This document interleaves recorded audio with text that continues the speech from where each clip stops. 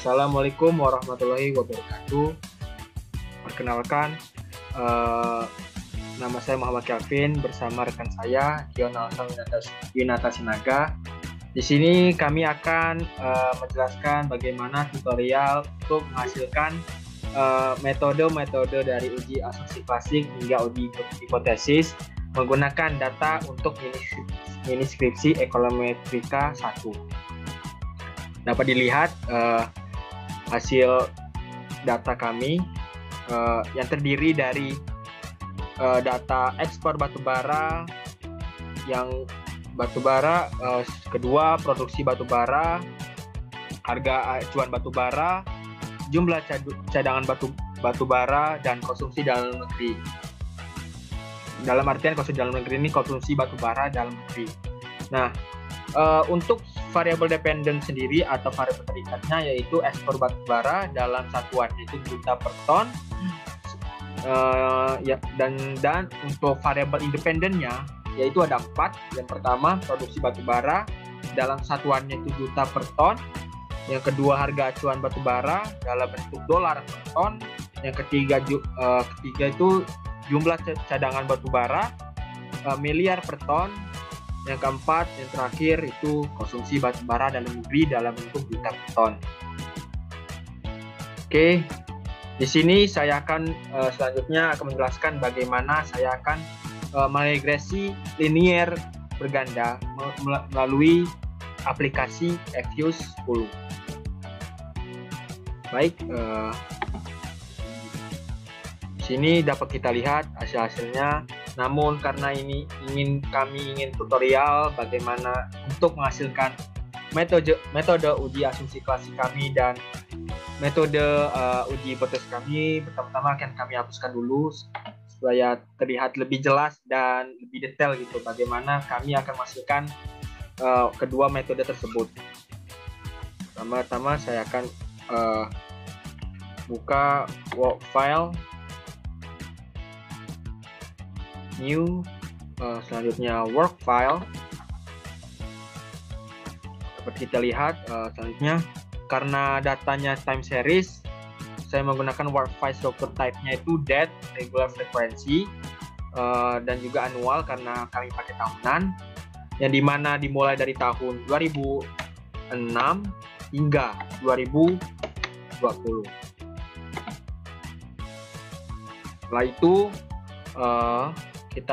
agar kita memasukkan data dari Excel ke Fuse, pertama-tama kita menggunakan dan memilih quick. Setelah itu pilih empty group. Setelah itu untuk mengambil datanya, pertama-tama kita membuka aplikasi Fuse terlebih dahulu dengan copy paste, dengan cara copy paste. Pertama-tama kita copy dulu.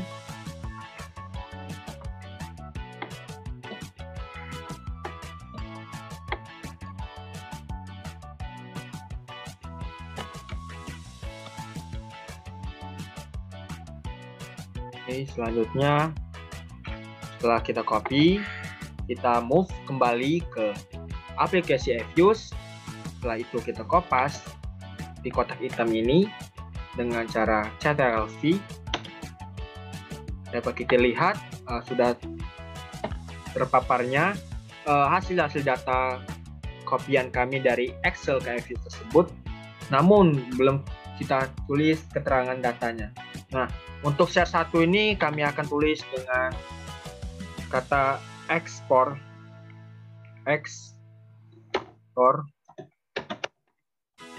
Nah, untuk share 02 ini itu diubah dengan nama variabelnya yaitu produksi. Yang share 03 ini akan kami ubah dengan harga. Dalam artian harga ini harga acuan batubara. Sedangkan untuk share 4 ini yaitu cadangan. Nah, untuk share 05 itu nama variabelnya itu konsumsi.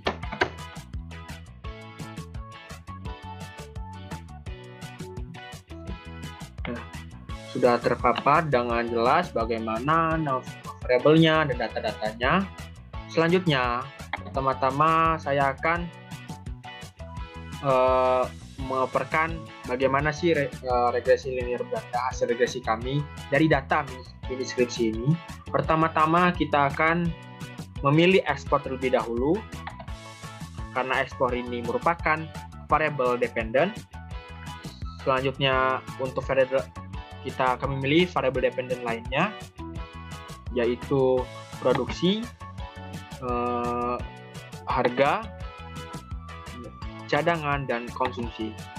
Dengan saya memberi disclaimer, saya berurutan ini sesuai dengan data-datanya. Oke, selanjutnya untuk kita mengestimasi, pertama-tama kita klik open, terus ask question. Oke, ini estimasi equation-nya. Berarti C-nya kita pindahkan ke setelah ekspor. Oke. Terus itu klik OK. Nah, dapat kita lihat hasil regresi linear berganda kami dari hasil dari data mini skripsi kami. Nah, selanjutnya akan diserahkan kepada kepada rekan saya, Dion Nalsal Winata Sinaga, untuk memaparkan interpretasi hasil regresi ini. Kepada Dion, dipersilakan. Baik, rekan saya, terima kasih untuk Kelvin untuk kesempatannya. Sudah kita lihat bersama-sama tadi hasil regresi dari data mini skripsi kami terkait dengan variabel bebas. Variabel bebasnya itu ada harga, konsumsi, produksi dan cadangan, dan juga variabel berikutnya ada ekspor. Nah, di sini sudah kita lihat bersama-sama hasil regresi linear ya. Nah, jadi hasil regresi linear ini pada dasarnya nanti kita gunakan untuk melihat hasil hipotesis di akhir nanti gitu. Oleh karenanya mungkin bisa dilanjutkan oleh Kelvin karena regresi linear ini merupakan indikator penilaian untuk uji T dan uji F nantinya gitu. Mungkin bisa dilanjutkan untuk uji normalitas. Oke, saya kembalikan ke Kelvin. Baik, terima kasih atas kesempatannya Dion. Oke, di sini saya akan melanjutkan dari pembahasan dengan kita akan membahas metode uji asumsi klasik. Yang pertama, saya akan memberi penjelasan atau tutorial mengenai uji normalitas residual. Nah, untuk mencari uji normalitas residual ini, kami menggunakan data mini skripsi kami, yang dimana pertama-tama kita akan mencarinya dengan cara klik view. Setelah itu pilih residual diagnostic. Setelah itu pilih histogram normality test. Nah, sudah terpapar jelas hasilnya hasil uji normalitas residual kami menggunakan data diskusi kami. Selanjutnya interpretasi ini akan dijelaskan oleh rekan saya Dion Nalsal Winata Sinaga. Baik, terima kasih rekan saya Kelvin. Baik teman-teman, di sini sudah kita lihat hasil dari uji normalitas residual menggunakan data histogram. Kita lihat bersama-sama bahwa di situ Jarque-Berranya sebesar 0,738967 dengan probability 0,691091.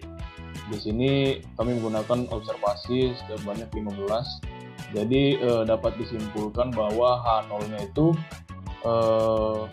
ketentuan H0 dan HA-nya. H0 itu residunya sesuai dengan asumsi klasik atau dalam arti terdistribusi secara normal. Itu dalam arti Jarque-Berranya lebih besar daripada chi-square. Selain itu probability-nya lebih besar daripada alfanya gitu. Kita lanjut ke HA-nya. Jadi untuk HA ini residunya tersebar tidak normal. Dalam arti Jarque-Berranya statistiknya itu lebih kecil daripada chi-square. Di samping itu juga probability-nya lebih kecil daripada alfa. Dan dalam hal ini DF-nya sebesar N, DF sama dengan N. Dalam uji normalitas, DF itu bernilai selalu 2. Selanjutnya, alfanya itu kita di sini menggunakan ketentuan 0,05 gitu. Jadi Zarquebera statistiknya lebih besar daripada probabilitas lebih besar daripada alfa, dalam arti 0,738967 itu lebih besar daripada 0,691091, dan itu juga lebih besar daripada 0,05. Selanjutnya Zarquebera statistik lebih besar daripada probabilitas lebih besar daripada alfa, menunjukkan bahwasanya H0 diterima dan HA ditolak, yang itu berarti residu tersebar secara normal dan memenuhi asumsi klasik. Selanjutnya kita akan membahas mengenai uji multikolinearitas yang akan dijelaskan oleh rekan saya Muhammad Kelvin Nabil. Baik, terima kasih atas interpretasinya yang sangat menarik. Selanjutnya kita akan membahas step dari uji multikolinearitas. Yang pertama-tama kita klik view. Selanjutnya pilih koefisien diagnostik, di mana kita lebih tepatnya memilih variance inflation factors. Nah, dapat kita lihat hasilnya dari uji multikolinearitas dengan menggunakan data diskresi kami. Uji multikolinearitas ini kami menggunakan variance inflation factors atau dalam singkatnya VIF. Nah, untuk interpretasinya akan diserahkan kembali kepada Dional Salwinata Sinaga. Kepada Dional Salwinata Sinaga, dipersilakan. Oke, baik. Makasih Kelvin untuk tutorialnya mengenai uji multikolinearitas dengan menggunakan variance inflation factor atau VIP. Jadi udah kita lihat bersama-sama hasil pengolahannya di sini teman-teman. Kita lihat di situ ada variabel produksi, harga, cadangan, dan juga konsumsi. Sehingga kita dapat melihat bersama-sama, kita mendeteksi multikolinearitas dengan variance inflation factor dengan menggunakan IQ 10. Didapatkan nilai untuk deteksi multikolinearitas dengan VIP sebagai berikut. Jadi untuk variabel produksi itu sebesar 2,325963. Nah, itu artinya dia multikolinearitasnya rendah. Selanjutnya ada variabel harga acuan, itu sebesar 1,1898865. Itu artinya multikolinearitasnya juga rendah. Dan selanjutnya ada variabel jumlah cadangan, itu sebesar 1,396715. Itu artinya multikolinearitasnya rendah. Dan yang terakhir ada variabel konsumsi domestik, itu sebesar 2,249550, itu yang artinya multikolinearitasnya rendah. Selanjutnya kita juga bisa menggunakan metode tolerance atau biasa disebut metode TOL. Nah, jadi untuk metode TOL ini kita bisa lihat juga. Yang pertama, toleransi yang bagian produksi itu kita bisa formulasikan menjadi satu per variabel produksinya sebesar 2,325963. Itu hasilnya sebesar 0,429929. Selanjutnya ada tol harga acuan, itu formulasinya dia 1 per variabel harga acuan sebesar 1,189,865, itu hasilnya 0,840431. Baik, selanjutnya ada tol jumlah cadangan, itu formulasinya 1 per variabel jumlah cadangan sebesar 1,396715, itu hasilnya 0,715 Dan yang terakhir itu tol konsumsi domestik, formulasinya 1 per variabel konsumsi domestik, yaitu sebesar 2,249550 dengan hasil 0,444533. Baik teman-teman, berdasarkan perhitungan FIF itu dapat dibuktikan bahwasanya variabel bebas yaitu berupa produksi batubara, harga acuan batubara, jumlah cadangan batubara, dan juga konsumsi domestik batubara tidak mengalami masalah multikolenialitas. Begitupun juga berdasarkan perhitungan toleransi di atas, terbukti bahwasanya nilai tol dari variabel produksi batubara, harga acuan batubara, jumlah cadangan batubara, dan juga konsumsi domestik batubara tidak mengalami multikolenialitas juga. Baik teman-teman, sekian untuk interpretasinya. Kita akan bergeser lagi ke uji heteroskedastisitas dengan beberapa metode, baik Gleitzer, metode White, dan lain sebagainya yang akan dijelaskan tutorialnya oleh rekan saya, Muhammad Kelvin Hamid. Saya serahkan kembali. Baik, terima kasih atas kesempatannya Dion. Sebelumnya kita membahas ini ya, multikolonialitas, yang dimana dengan menggunakan uji variance, inflation factors, dan uji tolerance. Nah, selanjutnya kita akan membahas uji heteroskedastisitas. Untuk ini skripsi kami menggunakan 2 metode. Yang pertama metode Gleitzer, kedua metode White. Nah, pertama-tama saya akan menjelaskan bagaimana tutorial untuk membuat uji heteroskedastisitas dengan menggunakan metode Gleitzer. Pertama-tama kita memilih view, selanjutnya pilih residual diagnostic, setelah itu pilih heteroskedastisitas test. Oke, dapat kita lihat ada pilihannya. Yang pertama Brush, Pagan, Guthrie, Harvey, Gleitzer, ARCH, White, Custom Test Wizard. Nah, karena kita akan saya akan memberikan tutorial mengenai metode Gleitzer, pertama kita akan memilih Gleitzer terlebih dahulu. Gleitzer, setelah itu klik OK. Nah, dapat kita lihat metode Gleitzernya setelah ini akan dipaparkan terlebih dahulu oleh rekan saya Dion. Dion, silakan. Baik, terima kasih Calvin untuk tutorialnya perihal metode Gleitzer. Dapat kita lihat bersama-sama teman-teman, di situ hasil pengolahan datanya sudah ada. Kita lihat ada R-square-nya sebesar 0,411862. Terus kita juga bisa melihat ada F statistiknya 1,75001. Terus dia juga ada Darwin-Watson-nya juga sebesar 2,486626 dan lain sebagainya. Di sana sudah terlihat, sudah terpapar dengan jelas. Baik, selanjutnya untuk interpretasi dari pengolahan data tersebut, dapat kita lihat bersama-sama bahwasanya untuk chi-square hitungnya itu sama dengan N R square sebesar 15 dikali 0,411862.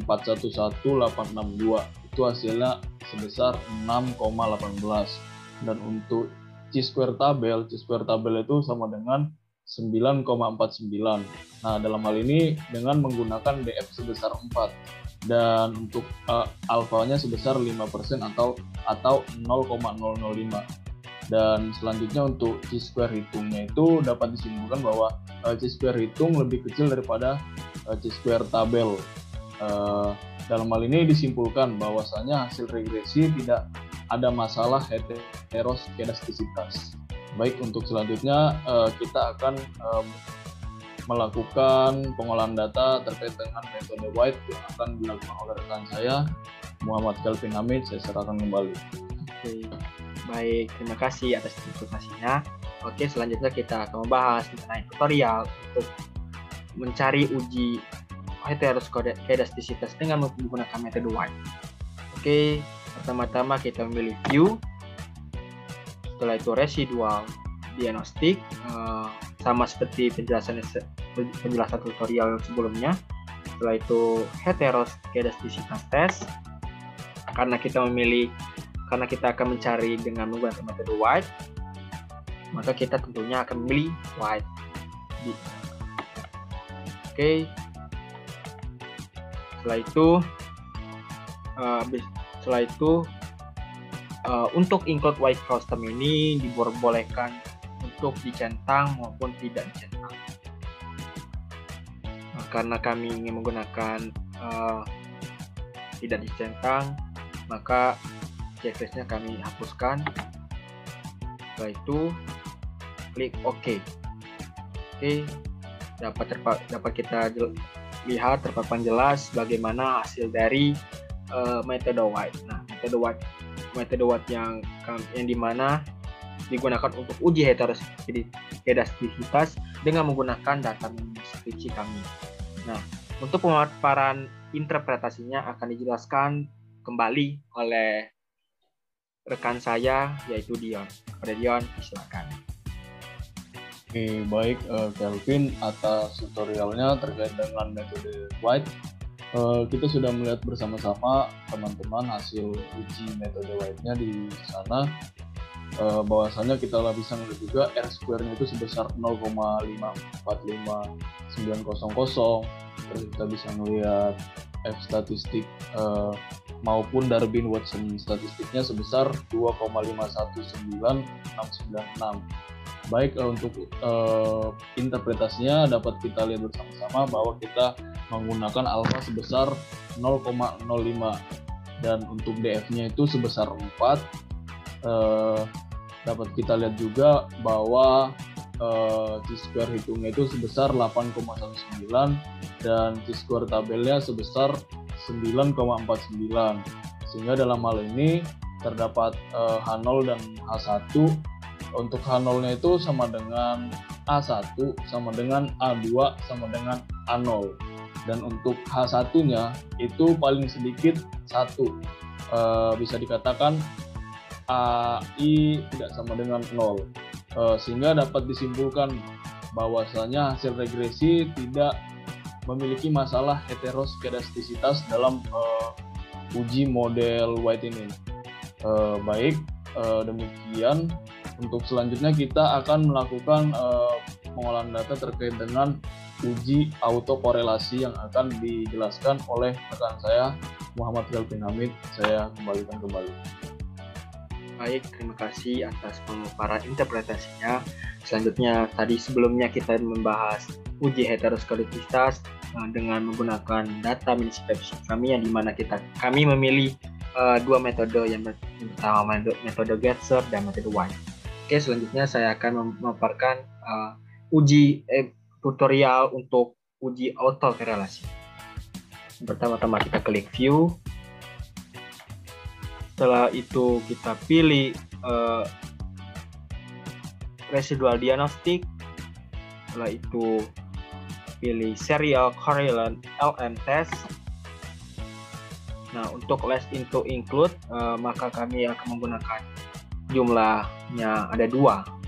Setelah itu klik OK. Dapat kita lihat hasil dari uji autokorelasi kami dengan menggunakan data deskripsi kami. Selanjutnya akan dijelaskan interpretasinya oleh rekan saya Dion Sawinata Sinaga. Kepada Dion, dipersilakan. Baik, makasih rekan saya Kelvin. Baik teman-teman, kita sudah lihat bersama-sama tutorial pengolahan datanya terkait dengan uji autokorelasi. Dalam hal ini kita menggunakan uji autokorelasi menggunakan uji Krups-Pagan Godfrey LM. Baik teman-teman, kita di sini bisa melihat bersama-sama bahwasanya untuk variabelnya ada tambahan, yaitu resid min 1 dan juga resid min 2. Kita juga bisa melihat R-square-nya sebesar 0,203318. Kita bisa ngelihat juga SA of regression dan lain sebagainya di sana. Baik untuk interpretasinya kita bisa melihat bahwasannya untuk chi-square hitung itu sebesar 3,049765 dan untuk chi-square tabelnya sebesar 5,99 dengan alfanya itu sebesar 0,05 dan juga DF-nya dalam hal ini kita menggunakan 2. Mengapa DF-nya 2? Karena kita melihat dari panjangnya lag tadi yang kita lihat bersama-sama pada saat pengolahan data. Sehingga chi-square hitung itu lebih kecil daripada chi-square tabel. Dalam hal ini 3,049765 lebih kecil daripada 5,99. Sehingga untuk hipotesisnya kita menggunakan H0 dan HA. H0 itu tidak ada autokorelasi dan untuk HA itu ada autokorelasi. Oke, selanjutnya dikarenakan chi-square hitungnya lebih kecil daripada chi-square tabel, sehingga menunjukkan H0 itu diterima. Berarti tidak adanya autokorelasi, yang mana tidak terdapat hubungan antara galat atau dalam arti residu. Baik, demikian untuk interpretasinya terkait dengan autokorelasi Bruce-Pagan terkhususnya, dan selanjutnya kita akan melakukan uji hipotesis yang akan dilakukan oleh rekan saya Muhammad Kelvin Hamid. Saya serahkan kembali. Baik, terima kasih atas pemaparan interpretasinya untuk uji autokorelasi dengan data deskripsi tersebut. Jadi selanjutnya kami akan membahas mengenai uji hipotesis yang dimana yang pertama uji T parsial dan uji F simultan. Secara simultan, dalam artian secara simultan. Oke, pertama-tama mungkin tadi sudah saya jelaskan ya bagaimana hasil regresi linear. Mungkin saya ulangi kembali untuk menekankan untuk bagaimana step dari pencarian untuk menghasilkan uji hipotesis kami dari data miniskripsi kami tersebut. Oke, pertama-tama kita memilih estimate. Nah, karena untuk eksponnya sendiri itu variabel dependent, kami taruh paling depan, paling kiri. Setelah itu C. Nah, setelah itu dari produksi harga cadangan konsumsi itu merupakan variabel independen dalam artian bebas. Nah, setelah itu kita estimasikan. Oke. Sudah terpampang jelas bagaimana hasil dari regresi linear berganda kami yang digunakan untuk uji hipotesis T dan uji F. Nah, selanjutnya akan dipaparkan interpretasinya oleh saudara Dion. Kepada saudara Dion dipersilakan. Oke, baik rekan saya Kelvin, terima kasih atas pengolahan datanya. Bagi teman-teman, kita sudah melihat bersama-sama bahwasanya di sana ada hasil regresi.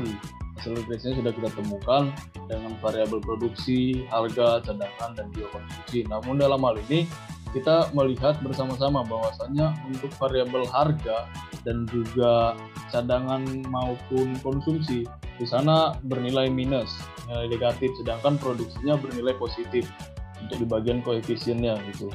Kita juga bisa melihat R-square-nya, kita bisa melihat F statistik, kita bisa juga melihat Darwin-Watson statistik maupun indikator-indikator lainnya terkait dengan pengolahan data hasil regresi tersebut.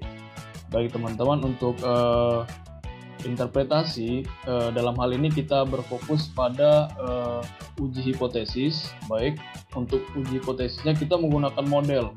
Baik, modelnya itu dapat saya bacakan. Jadi modelnya itu ekspor batubara sebagai variabel terikat sama dengan beta 0 ditambah beta 1 produksi T ditambah beta 2 harga T ditambah beta 3 cadangan, ditambah beta konsumsi, ditambah ET atau error term. Baik, dapat kita lihat bersama-sama bahwasanya ekspor batu bara sama dengan 146,9462 ditambah 0,553927, produksi T min 0,020770, harga T min 0,154066, cadangan T min 0,420358, konsumsi T min 0,05, error term ET. Sehingga dapat kita simpulkan bahwasanya T statistiknya itu menjadi 8,15, 86,52 dikalikan min 0,054713 dikalikan min 1,446149 dikalikan min 2,080777.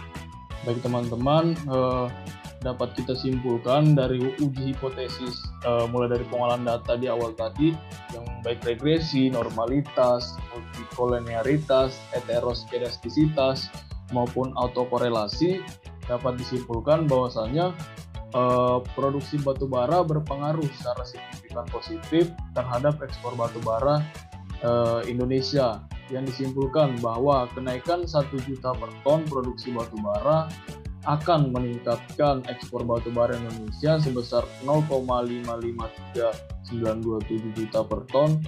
Baik, selanjutnya untuk harga acuan batu bara tidak berpengaruh secara signifikan terhadap ekspor batu bara Indonesia. Yang disimpulkan bahwa penurunan harga acuan batu bara $1 per ton akan menurunkan ekspor batu bara sebesar 0,020770 dolar per ton. Baik, untuk selanjutnya jumlah cadangan batu bara tidak berpengaruh secara signifikan terhadap ekspor batu bara Indonesia. Yang disimpulkan bahwa penurunan jumlah cadangan batu bara 1 miliar per ton akan menurunkan ekspor batu bara Indonesia sebesar 0,154066 miliar per ton. Baik, untuk terakhir, konsumsi domestik batu bara tidak berpengaruh secara signifikan terhadap ekspor batu bara Indonesia. Yang disimpulkan bahwasannya penurunan konsumsi domestik batu bara sebesar 1 juta per ton akan menurunkan ekspor batu bara Indonesia sebesar 0,420358 juta per ton. Baik, selanjutnya untuk nilai R-square menunjukkan bahwasannya variabel independen berupa produksi batu bara, harga acuan batu bara, jumlah cadangan batu bara, dan juga konsumsi domestik batu bara dapat menjelaskan variabel dependen, yakni ekspor batu bara Indonesia sebesar 91%.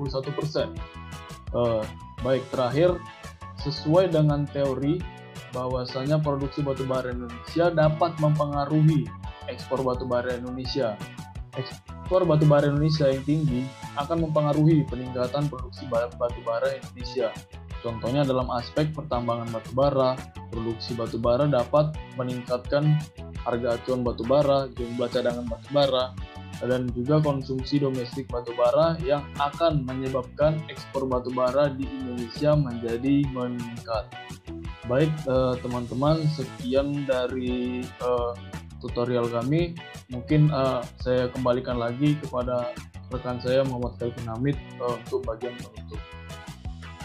Baik, begitulah hasil pemaparan materi yang kami sampaikan dari uji hasil regresi kami, normalitas residual, yang dimana termasuk dari uji asumsi klasik, begitupun juga multikolinearitas, heteroskedastisitas, dan autokorelasi, yang dimana juga termasuk uji uji asumsi klasik, dan terakhir untuk uji hipotesis T dan F. Begitulah hasil pemaparan materi kami. Wabillahi taufiq wal hidayah. Wassalamualaikum warahmatullahi wabarakatuh.